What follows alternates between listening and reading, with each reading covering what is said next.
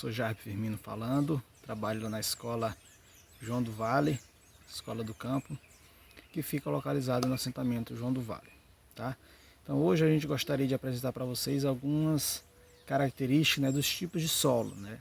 Dentro desse conteúdo, apresentar aí, né, de forma um pouco mais específica os tipos de solo, né, tratando aí principalmente do tipo de solo do argiloso, arenoso e umífero, e tentar apresentar de forma mais clara as suas características para que os nossos alunos, né, possam identificar de forma aí mais precisa, né, e mais prática, né, que tipo de solo eles têm, né, com maior disponibilidade, né, nas suas casas, nos seus quintais, enfim. Tá? Então, primeiramente, só gostaria de colocar de forma mais rápida, né, de forma bem resumida, né, como é que surge esse solo, né, como é que dão origem os tipos de solo. Primeiramente, dizer que o solo ele tem uma origem, né, da rocha matriz. E essa rocha matriz ela tem um processo de transformação, né, ao longo do tempo, um processo muito lento, que é ocasionado por algumas intempéries, né? Então, a força da água, né, a água ela com o tempo, ela bate na rocha e ela acaba fazendo uma fragmentação dessa rocha, conciliada também com os ventos, né, que tem aí um processo, aí, uma função, né, de corroer essas rochas, né, de fragmentar também essas rochas, fazendo com que, junto com a água, elas vão fazendo essa fragmentação da rocha. E a outra característica que a gente pode considerar também que interfere, né, nesse processo de transformação é a temperatura. Então, se utilizar aí a água, o vento e a temperatura, num processo, né, de transformação dessa rocha, ela vai constituir, né, os vários tipos de solo. E basicamente esse solo eles têm uma característica específica, né, dependendo do local onde se encontra, né? Então na nossa região aqui a gente tem tipos de solo que a gente considera específico, né? Em um determinado espaço a gente tem um solo que a gente chama de solo que tem muito barro, né, muita argila. Em outro espaço a gente vai ter um solo aí que tem muita areia, né, um solo argiloso. Em outro a gente tem um solo muito muito escuro, né, que a gente pode chamar de terra preta ou umífero, né, um tipo de solo umífero é aquele solo da terra preta, né, que tem uma quantidade muito grande de matéria orgânica, certo? Então, primeiro, apresentar aqui para vocês, né, o solo argiloso, né, que é da argila.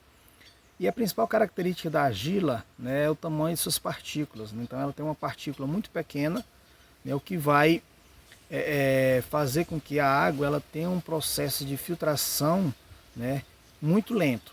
Ela tem uma concentração, ela tem um poder de reter a água por um período maior, né, entre suas partículas, e isso contribui, né, com um período, né, que disponibiliza nutrientes nesse solo. Então o solo argiloso ele é indicado para o trabalho da agricultura, né, para o cultivo, para o plantio. Por quê? Porque ele tem uma concentração de nutrientes e a água ela não consegue, né, fazer a lavagem desses nutrientes nesse tipo de solo. Ou seja, os nutrientes permanecem nesse solo por mais tempo por esse processo lento de filtração da água, que a água, né, faz esse processo de limpar, tirar os nutrientes, né, desse solo em questão. Tá? Então o argiloso ele tem uma grande concentração de nutrientes, né, e tem um processo de impermeabilidade menor em relação a solos arenosos. Então a gente costuma ver solos aí alagados, né, no período do inverno principalmente, a gente considera que são solos compactados ou solo argilosos. Por quê?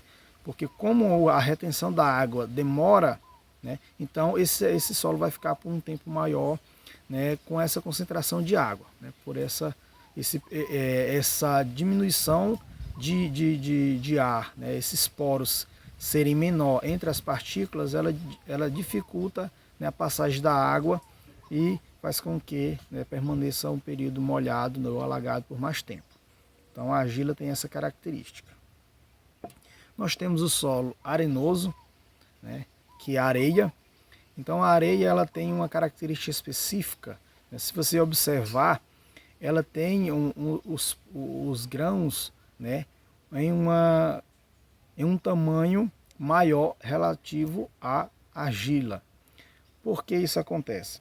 Então a constituição da areia, por ter esses grãos maiores, ela tem um processo de filtração da água muito rápido. Então ela não tem a condição de reter a água.